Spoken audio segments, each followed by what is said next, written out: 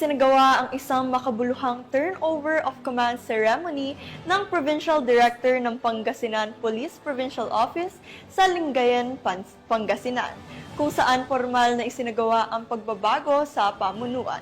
Pinangunahan nito ni Police Brigadier General Dindo Reyes, Regional Director ng Police Regional Office 1, bilang pagkilala sa responsibilidad at hamon na kalakip ng liderato sa lalawigan. Police Staff Sergeant John Del Supremo sa report.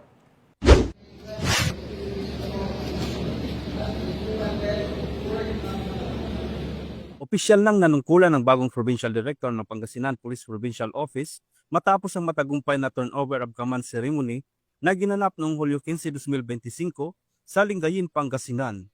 Si Police Colonel Arbil Mercurio ang pumalit kay Police Colonel Ricardo David na nagsilbing Acting Provincial Director ng Pangasinan PPO.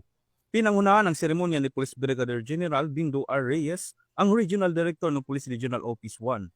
Dumalo rin sa okasyon ng mga hepe ng pulisya mula sa iba't ibang bayan ng lalawigan, pati na rin ang ilang opisyal ng pamahalaan.